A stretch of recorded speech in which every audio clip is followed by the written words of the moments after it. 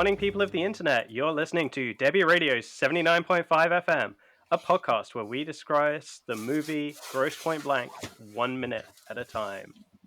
And I'm Hugh, your co-host, along with Dev, who's just given us his introduction. Today's show, we are looking at minute number 3, which starts when a bike messenger rides over a hill in LA and ends with the absolutely cracking line from John Cusack, "Don't tease me, you know what I do for a living." Joining us on today's show, we have Neil McKay of Man with a Music Minute podcast. Hey Neil, welcome. Hi, good to see you. Thanks for inviting me on. I'm really excited about this. We're glad to have you on. It's great. A real round-the-world effort. We've got people in every part of the world at this point. I'm in California, Hugh's in the UK, and Neil's joining us all the way from Melbourne. So really hitting every corner of the internet. And a global podcast. Yeah, absolutely. Excellent. So, Neil, how did you come to the movie Grosse Point Blank? I mean, your podcast, I should say, actually, that you're well known for is Man with the Music Minute. So you obviously approach music usually in the way that we're approaching this movie. But when did you first see Grosse Point Blank? I have a vague memory of seeing it the first time. I think I just saw it on video. But, I judged it by the year that it came out. I think that I must have seen it on video because I definitely didn't see it in the cinema. And, there was no streaming or anything back then. Oh, yeah. It could have been DVD. I don't know. But if it was, I probably would have watched the extra features. And I don't remember seeing extras for it. But, when I first saw it, I loved it. But for some reason, I never saw it again for, nearly 30 years. Oh, wow. 25 years now, something like that. So I think it's 30 at this point, yeah. I just saw it the other day. It feels like it. It was great to see it again.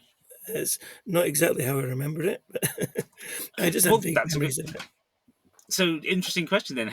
When you say it's not how you remembered it, how do you remember it? Vague though they are. I just remembered that it was a hitman that was going back to his hometown, but I didn't remember that it was a high school reunion.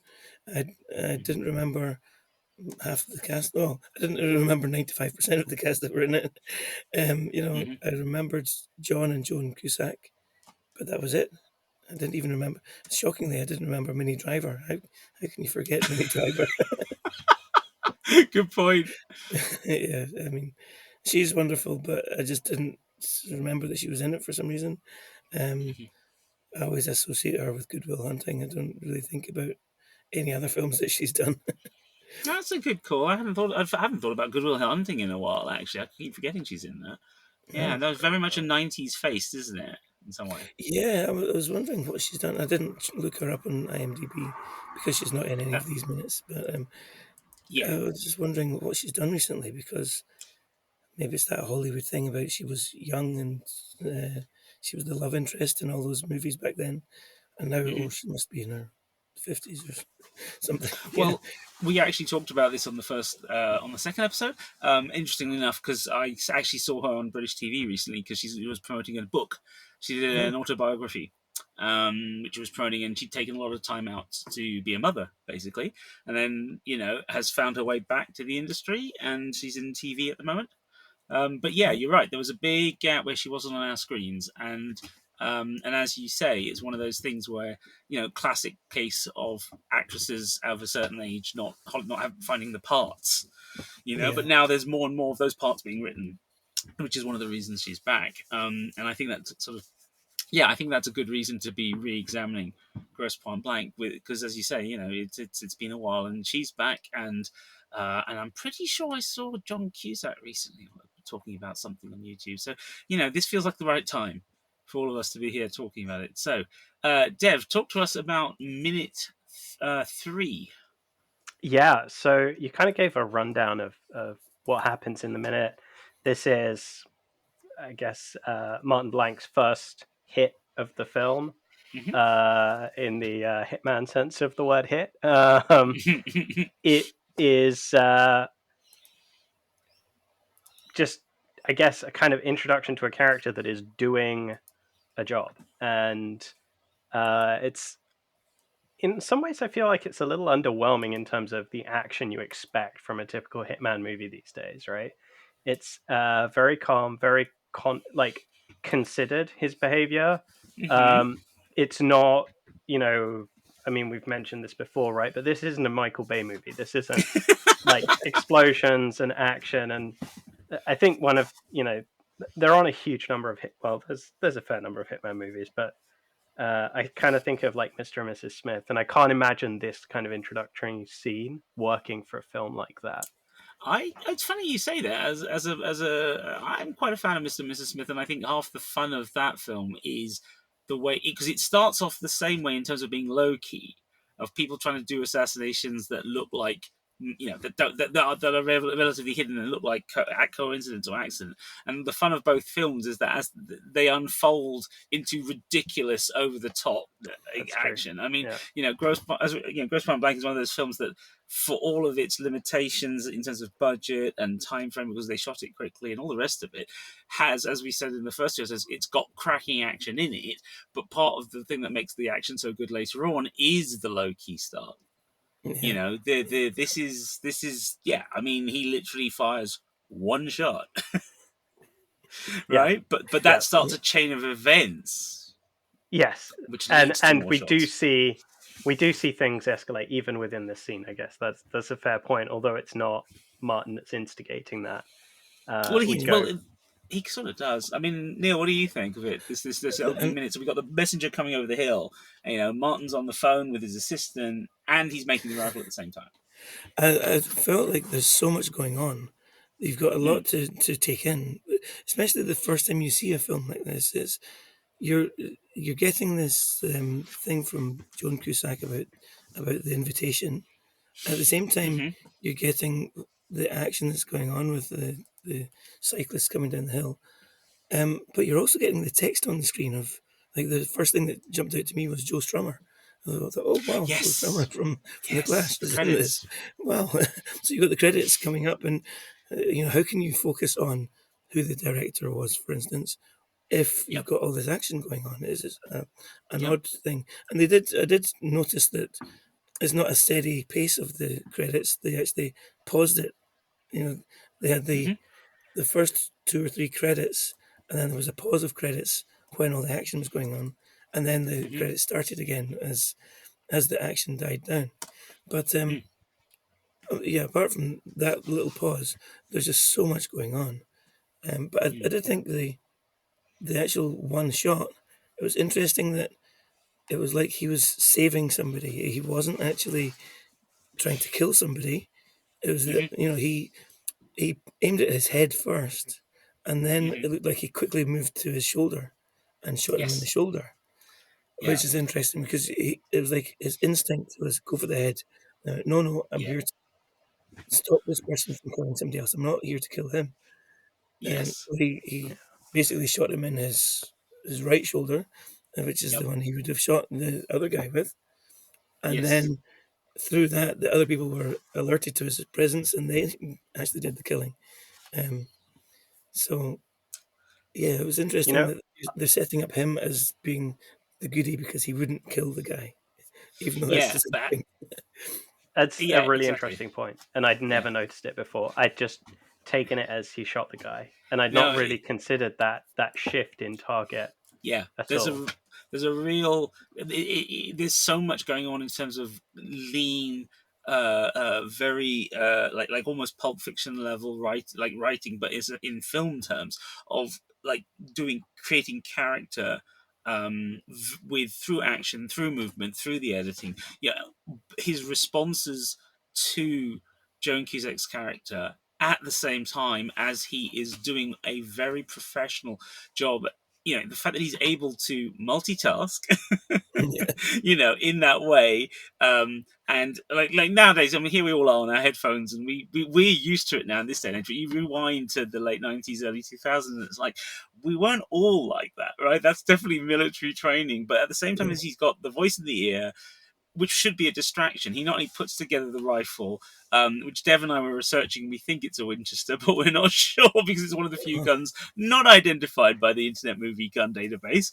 And he puts it together. And one of the things, this is the thing I noticed this time around for the umpteenth time watching it, and I hadn't noticed it before, is the skill. Because one of the things I've had.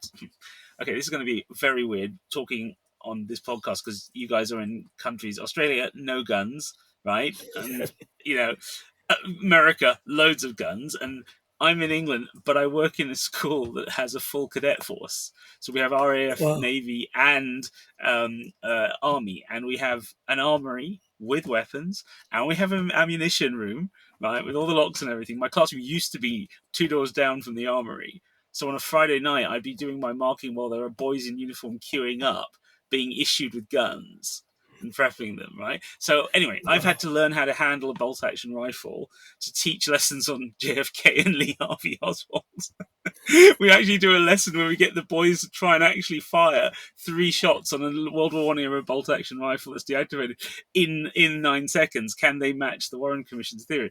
So for the first time ever, I've realized how difficult it is, the weight of those rifles, because he's using a large caliber hunting rifle. It's it's got the bolt action on it. Those things, I have hurt myself so often slamming the bolt action in and catching the bit of skin there. He does everything quickly, smoothly, while talking about something he is actually unhappy about. Yeah. Aims out that first window that's closed to get the pathway of him, and then tracks him down the hill through the wall. He just simply I'm trying to get my head around the fact that he's in perfect sync with him, so that when he comes to the open window, he can make that decision you just said, split-second decision, not the head, go for the shoulder. That's incredible professionalism. That's incredible. But you only realize it once you understand the details. As you say, Dev, modern movies and modern post-Michael Bay action is very much like early, like mid-period James Bond. There's a lot of shooting, and there's a lot of bullets and squibs going off, and people are running around, and it's all frenetic. Yeah. But it's not actually what happens in military-style situations.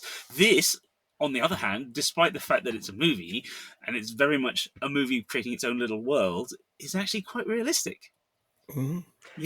And it's building up his character as well. It's amazing how so many films you've got all this action going on, but where's the character? What's happening with these people on screen? I love Marvel movies, but I find it difficult to kind of get into the characters because there's so much about just the action, especially the ending of Marvel movies. I'm an old man, so I often fall asleep at the end of Marvel movies. There's all this action going on, but to me, it's just like, another action scene. Okay. I was literally just thinking that I find them exhausting to watch because there's it's so much sensory overload for so long that I'm just I tune out of it a lot. I've given up on Marvel movies. I think Phase ago 1, before Disney bought them, it was different because you had directors who knew what they were doing, who were experienced with action, and who were allowed to, who basically had final cut. Yeah. Right. It wasn't as Feige orientated, shall we say? And Louis Leterrier, who did the Transporter movies, his version of the Hulk is there is character in the action, in the choices they make, and the way they do it, and that's also because you got Ed Norton and Kenneth Branagh. Branagh, right? Shakespeare doing Thor. And the whole end is just the 2 endings, the one in the town and then the one at home on Asgard, are so beautifully put together and constructed because people are making character choices in the action choices they make. And as you say, Dev, that's all gone now. Yeah. Even the Bryan Singer X-Men movies were like that. They had that feel to them. They were a little more actiony, they were a little more intense, but nothing like the roller coaster we see now. Yeah, and I think that's a problem. I think Disney buying them, we are now starting to see the fatigue and the failure of wanting product churned out on a regular basis, and also having to up the ante every time. Yep. I think that kind of finish that we now see with movies. That's one of the things that this scene really highlights for me. Is in some ways it's too far in the other direction. Hugh, you and I, as we've been prepping for this, have discussed, how desperately we would like a remastered version, how much we would like a commentary track with writers or directors, and to my knowledge, there is no version of this film that has No, that available. nowhere in the world. And as I'm watching the cyclist, I mean, admittedly, it's meant to be down the lens of a telescopic lens mounted on the rifle, but it shows. I mean, even before it cuts to that, when it's just the cyclist in the opening scene, it's not a great shot. That's definitely film footage. It's footage that needs cleaning up. A remaster would do a world of good for this film. And it's not essential, right? This is not a film you're going to watch because it's gorgeous, because it's beautiful. It's not Gattaca. It's not a Marvel movie, but it would still, I think, really benefit from that. A lot of it is just a little bit showing its age in terms of the prints that we have available to us. I mean, it's Buena Vista, who released it, and we talked about Hollywood Pictures, which is the logo at the front last episode, and these were production companies with a degree of money, but they were also this is a thing that has now gone the mid-budget movie, and the room to have a little bit of an experiment with things and take a risk. This is Cusack's first production.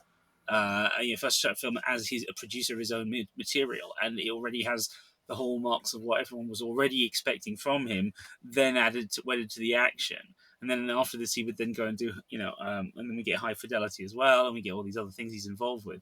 And it's just quite kind of interesting that, as you say, right, it's not the kind of film we expect now. It's not, but what it deserves is to be seen as a film because it was designed for theatrical. Yes, it was going to make money on VHS. Yes, it was going to end up on TV, etc., etc. But it was shot to be shown in the cinema, and that's where a good high def master, whether you're doing it in 2K for Blu-ray or you're doing it in 4K, what it should do is it should look like you're seeing a first gen print fresh out of the lab on a brand new camera with a brand new lens and a brand new bulb.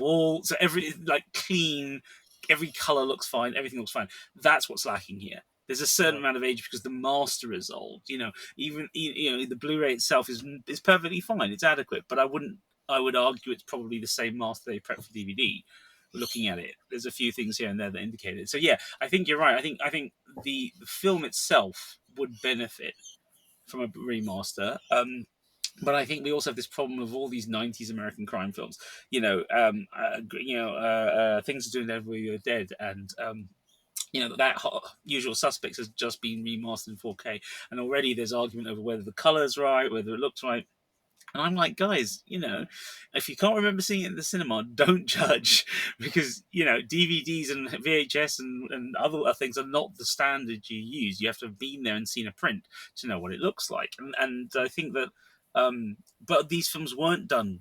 They didn't have huge budgets and they were, some of the stock film stock is not always the best stock and the lighting is an issue. And it's just, you've got to these modern viewers have got to learn. It would benefit, like you say, Grosse Pointe would benefit from a remaster, but I also feel like it may not. It will show its age even more. Then I feel, and I think that may be part of the issue. But I mean, being that Buena Vista and it's Hollywood are part of Disney and Disney will own it now.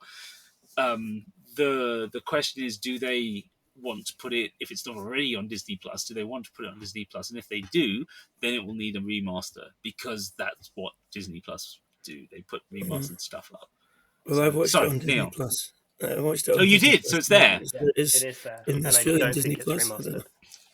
Okay, and it's not remastered then? I wouldn't have known the difference, to be honest. I'm not one of these people that understands, looks at the different grain of the film and everything. And okay. I love films, but I don't go into that detail of knowing about the different. I wouldn't be able to tell you the difference between 2K and 4K, for instance. Fair enough. No, that's fine. Let me ask you about the area that is your specialty then. Go on. My specialty, I don't really have specialties when it No, comes to well, films. music. I was going to ask you about music because I was going to come back to Strummer and I was going to come back to the soundtrack, because we start this film with the original version of I Can See Clearly Now, right? Yeah. And then and then what's interesting is that in a very 90s style.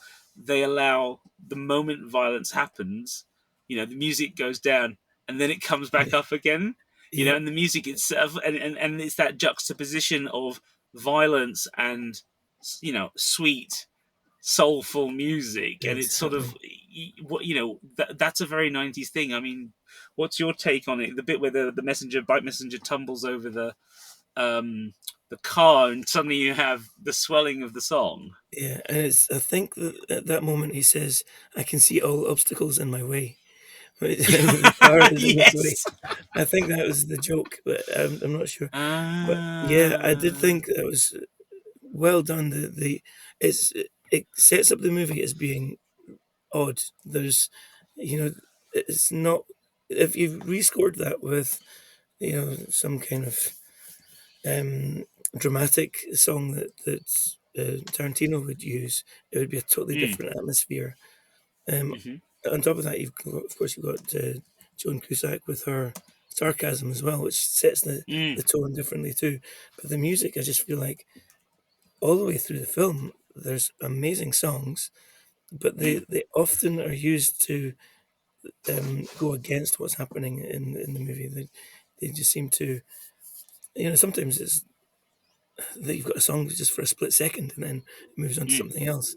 They mm, do seem to jump out a lot. A lot. And especially this scene, I felt like it was an odd start to a movie. I felt like hmm, you're trying to figure out what's going on. Is Why is it so quirky and musically, hmm, where it's so hmm, serious physically, and then it's hmm, so sarcastic in the dialogue. It's just hmm, you're really. I mean, it's slow moving compared to like the Michael Bay movies and stuff. It's not an mm, explosive start, but it's a mm, confusing start. So you're instantly drawn in, thinking, "What's going on here? What what kind of film am I about to watch?"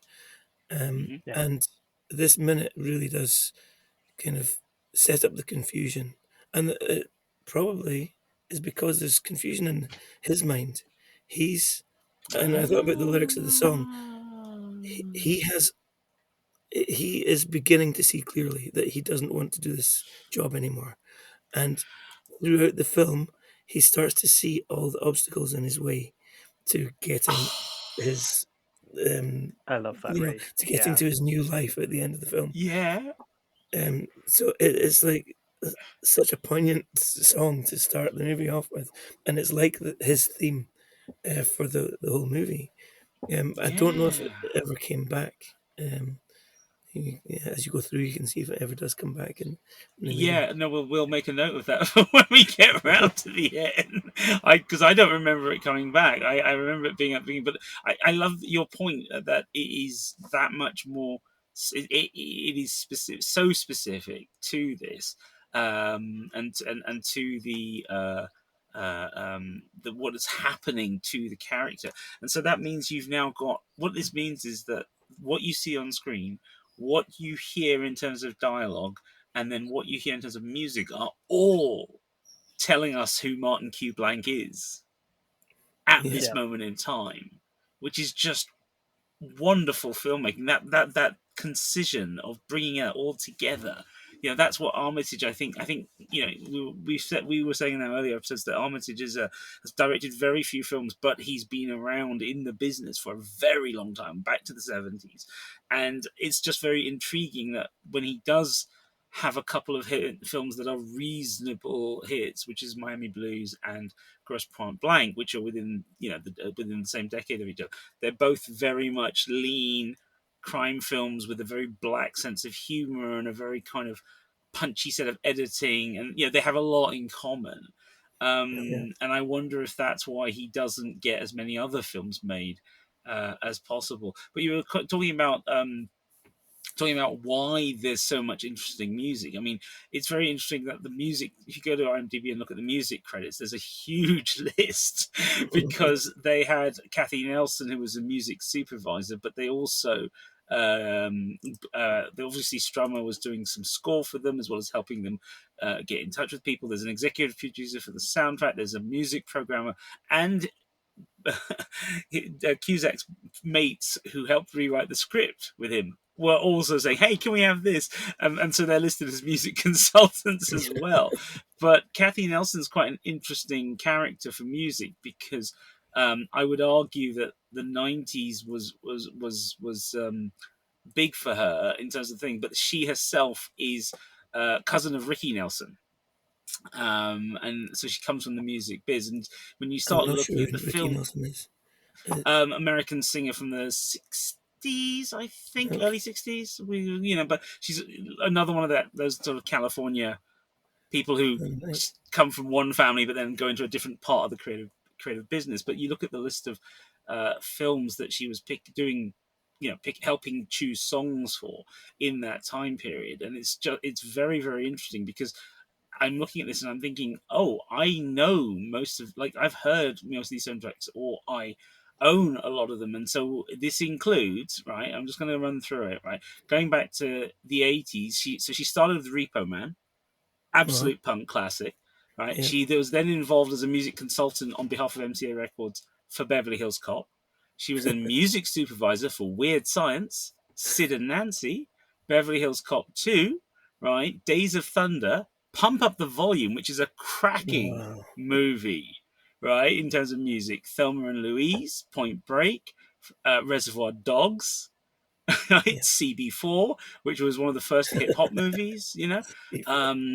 just it's incredible. Pulp Fiction, Yeah. Dangerous Minds. We know what happened with that soundtrack, Mallrats, as well as, funnily enough, Michael Bay. She was in charge of music on the rock. But it's just Wow. fascinating, And then she comes to Grosse Point Blank, and in the same year, she does Grosse Point Blank and Romy and Michelle's high school reunion and Con Air. That's Wow. just mad. That's just Yeah. crazy, right? These are all major movies that year. And Romy and Yeah. Michelle is another cult classic with a cult soundtrack. So she had her finger on the pulse. Oh I think yeah. there's Yeah. no question about it. And I think your point is absolutely spot on. I mean, the following year she did Rushmore. I mean, that's got a great soundtrack.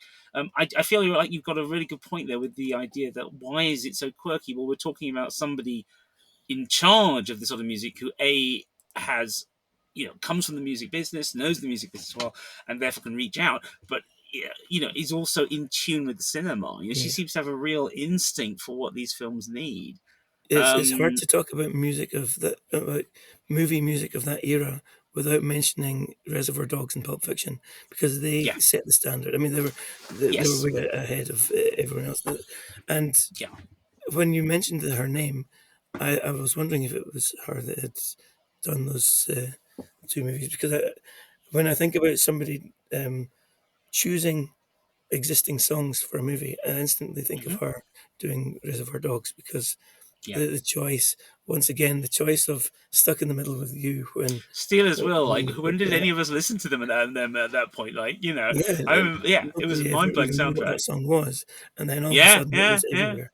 That soundtrack, yeah, any bar you went into in the '90s, they were bound to play yeah. that soundtrack at one time in the night. Yeah, but also the opening track as well when they're walking down the street in slow motion. Little Green Uh, Onions or whatever yeah, it's called. Little Green no, Bag, it's the yeah, Little Green Little Bat. Green Bag. Yeah, again, I'd never heard of it before then, no, but it's iconic now. You can't play it without everyone starting to, like, Yep. you go out with friends and all night you play that's it playing in your head as you all walk down the street. Yep.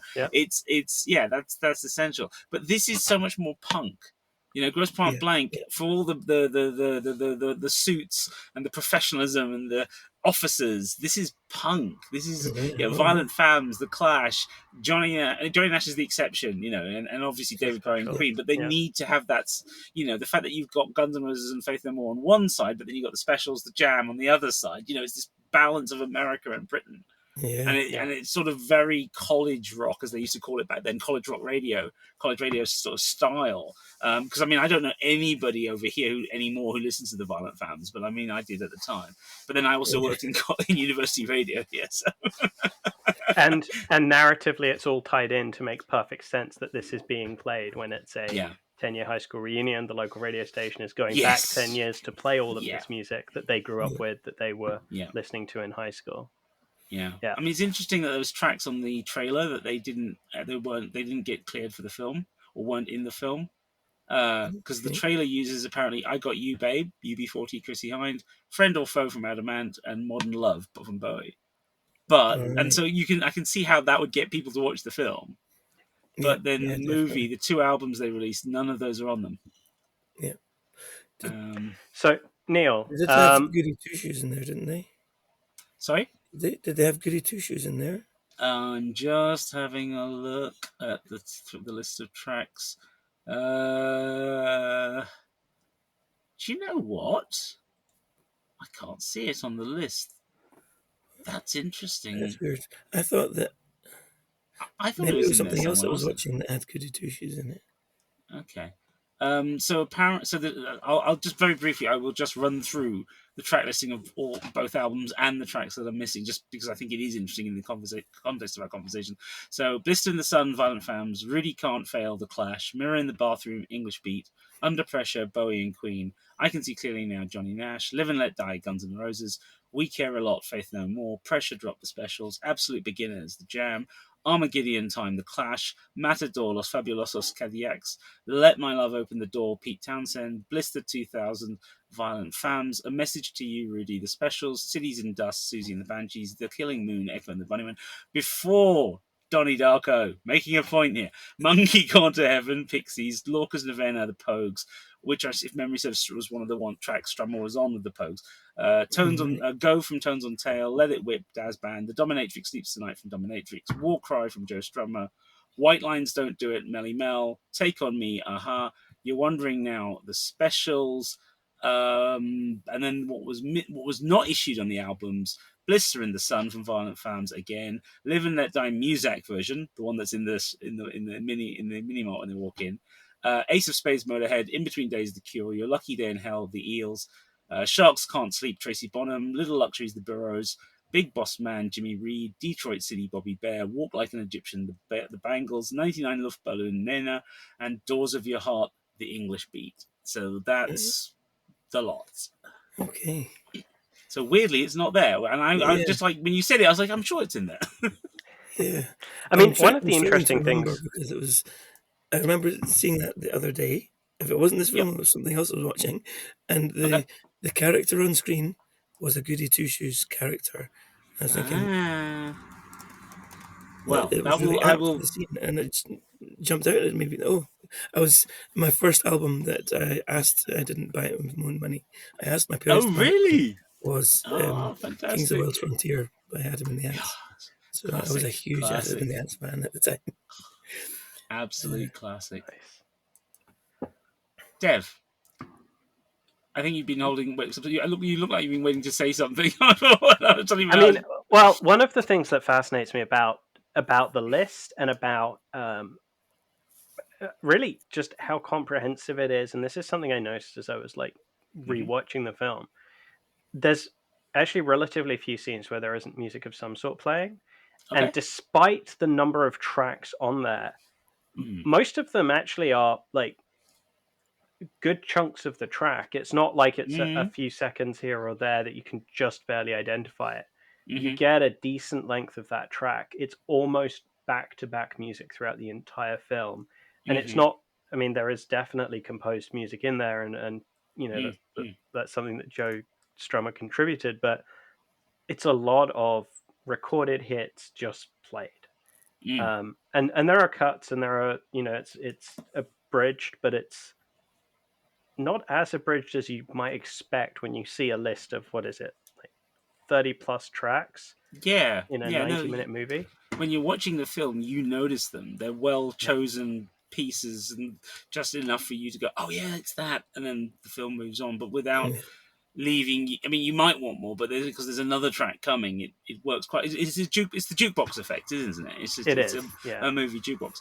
Yeah. That's quite interesting. I hadn't thought of it that way, but that explains why they were able to get 2 hour soundtrack albums out of it. Yep. I Yeah. mean, we can count the number of movies with double albums on one hand, can't? Well, two hands, but I think a Yeah, I lot of mean, it is even, diegetic well, music as well, because it's yes, because I don't know what it radio. was about the 90s. That there's the radio show um, Mm, host that was like a major character in a lot of movies. You were talking about Pump Up the Pump Volume. up the volume. Yeah. It seemed to be like, and I was thinking of what's it called, the Fisher King as well. Yeah. The Fisher main King. character that is a radio host. Talk I think radio. Truth talk about radio cats and was dogs. quite a big thing in the 90s. It was Mm. all Mm. of a sudden you had loads of talk radio shows. Um, Mm. so I actually, at that time, I was thinking about, oh, if I was to make a movie, what would I make? And one of my main characters would have been a talk show host. I had it Ah. like, it would have been a Reservoir Dogs knockoff, but But a with the group of DJ. guys, with a group of guys that hated the talk show host, so they went to try and kind of send him a warning message, and it all goes wrong. That could be quite cool. That would be really cool because there's been a handful of movies that do the whole sort of siege in the TV studio thing, but not. Yeah, There's only one or two that have done radio studio. That would be quite cool. yeah, That would be good. It would be nice to have seen that, and that would have fit in well with the times, wouldn't it? yeah, Um, definitely. I mean, it's interesting. It's almost yeah.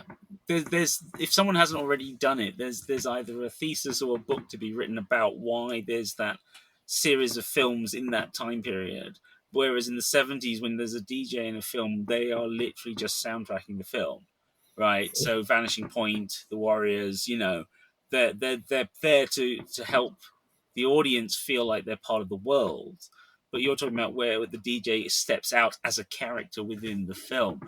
And I do wonder like, I'm trying to remember which came first, like those films we were talking about, or the TV series Midnight Caller with Gary Cole, which was really, really popular at the time. And because I watched it at university when 89 to 92 and so, I so, don't know that one. so I was thinking of yeah. Frasier.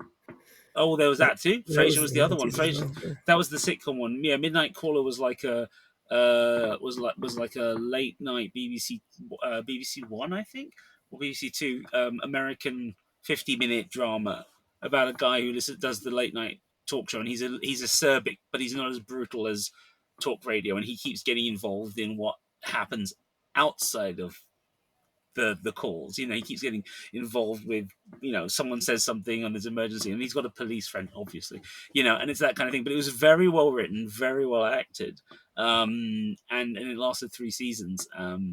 So but yeah, it is. There was obviously something in the water, and I Definitely. wonder how. Yeah, I'd love to find out why, but that's for another Nowadays it time. would be podcasters, of course.